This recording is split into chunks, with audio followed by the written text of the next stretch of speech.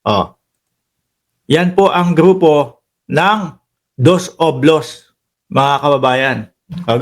TikTok, gusto niyo makita kung ano yung Dos Oblos? O ayan, Dos Oblos. Nakikita nyo ba? Yan ang Dos Oblos. Ayan, ayan, Dos Oblos. Yun yung Dos Oblos, no? Si Kibuloy at si dating Pangulong Duterte. Yan ang Dos Oblos, mga kababayan. So kung sakali na si Roque ay mapauwi, Mark, bakit Dos Oblos? Nangangampanya. Parehas, ay biruin nyo yun, no? Hindi pa gumaganti si ano, ha? Hindi pa gumaganti si Senadora Leila de Lima niyan, ha? Di ba nung mga nakaraang eleksyon, kumandidato si de Lima bilang senador, ano ho, inaasar. Pati ho ako nakikiasar noon, hindi ko ihiwalay yung sarili ko. Kasi bardagulan di ba? Standee yung gamit ni Senadora Leila de Lima. No? Iniaangat, iniikot siya doon sa entablado. tingnan niyo yung Dos Oblos, mga kababayan. Standee na lang din ho ang gamit. Yung isa tumatakbo ng pagka-mayor, yung isa tumatakbo ng pagka-senador. Bawi. No? Ako, siguro sabi ni Leila de Lima, uy, dati ganyan yung ginawa ko Diba? Dati ganyan yung style ko, standee No? Pero ngayon, laya na ako. Napawalang sala ako. Kayo ngayon, ang nandiyan, standee na lang ho sila, mga kababayan. Ang Dos Oblos, no? Kung meron po silang Jason na 2x2, ano yung 2x2 kay Jason dos ngipin sa taas, dos ngipin sa baba. Ito naman po ang 2x2. Dos Oblos, no? Parehas nasa oblo. Kapag si Roque nakuha ho, mga kababayan, ano na pangalan niya? 3 na sila. Hindi naman ho pwedeng tawagin natin sila ng Tres Marias. Si Roque lang naman ho ang medyo malambot doon. Etong dalawa sabi nga nung ibang mga kababayan natin, Canor style daw. Canor 1 at Canor 2. Si Roque, hindi naman. Ano matatawag natin doon? Di ba? Anyway, iwanan na natin ho ito. Dumako tayo doon sa sinasabi at pinapakalat ni Roque, pinapakalat ng mga DDS vlogger, mga kababayan, na ano daw ho, naku po, babalik ta din daw ho ni dating Pangulong Duterte ang kaso. Kung yung nangyari nung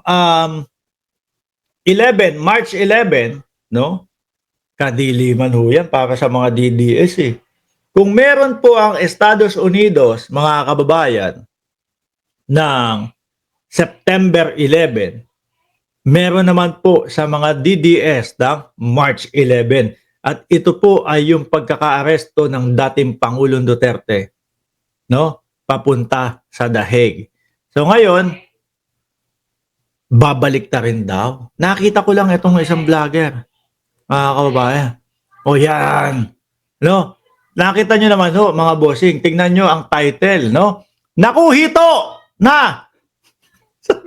Sabi ko, ano to? Magtitinda ba ng hito to? O ayan sabi, naku, hito na! Talagang ang unang pumasok ko sa isip ko, mga kababayan, usaping isda, no? Hito, naku, hito na! Naghanap ako ng hito, mga kababayan. Nakita ko si Roque. Hindi naman mukhang hito to. Mukhang sabog ho, mga kababayan, si Roque. Umanap ako ng hito. Nung nakita ko, yung vlogger, siya pala yung sinutukoy niya. Hito. Diba yung hito, may pagganon ho, mga kababayan? Diyos ko po. Lahat na lang ipi-fake news nitong mga to. Naku, hito na! Nabaliktad na ang ICC na ang kakasuhan ni Duterte. Nasaan na?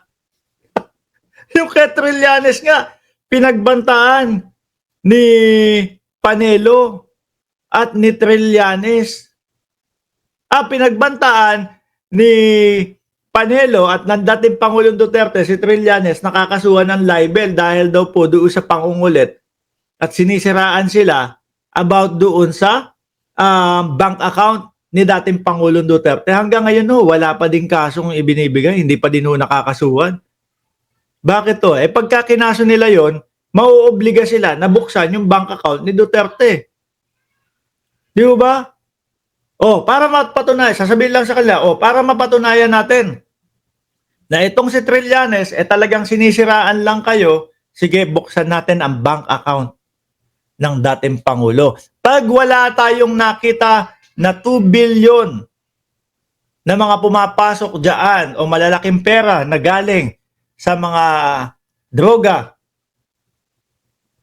guilty si Trillanes sa libel. Pero kapag kami nakita doon na ganun kalalaking pera at napatunayan yung sinasabi ni Trillanes, naku po, Lord, damay silang lahat na sinabi ni Trillanes. Diba? Kaya, ang ginawa ho, mga kababayan, wala. Nag-live si Panelo, sabi kakasuhan si Trillanes.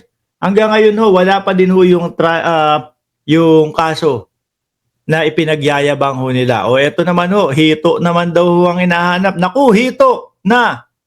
Nabaliktad na ang ICC nabaliktad na ang ICC na ang kakasuhan ni Duterte. Diyos ko, nung kinausap nga ng ICC, my name is... Yung tipo bang kala mo kasali doon sa kids party? Di ba? Kuya G, hi Mark, super crush kita. Ay, grabe naman po. Salamat po, Kuya G. Yung tipong nung in-interview na, nung kinausap na ang dating Pangulong Duterte with matching coat and tie. Kala ko, sabi ko, maganda tong usapan. Mukhang seryoso ang dating Pangulong Duterte. Putik na yan. Describe yourself. Biglang kala mo yung kids party na, my name is Rodrigo Roa Duterte. Yung pahabaan na ho ng kung sino mas mahaba, siya panalo. Sabi ko, hindi makakatulong sa kaso mo yan. Lalo kang mapapatagal dyan. Pag nakita nila nagaganyan-ganyan ka, sasabihin, dismiss na to. Mukhang pagod na ang dating Pangulong Duterte. Resume tayo. 6 months ulit. Di 6 months na naman ang ihahaba nung pagkakakulong niya. Ayusin na lang. Huwag nang umarte ng ganon. Kasi 4 na oras. 4 na araw. Doon sa Hong Kong. Di ba? Bago siya pumunta ng ICC, ang sipag-sipag niya, ang ayos-ayos niya. Sisipain ng ICC. Di ba? Nung nandun na sa ICC, pahabaan na. Parang sumali dun sa para sumali dun sa kids party, no? Ang pinakamahabang magsasabi ng pangalan nila, may mapapanalunan. Ganun na. Rodrigo Roa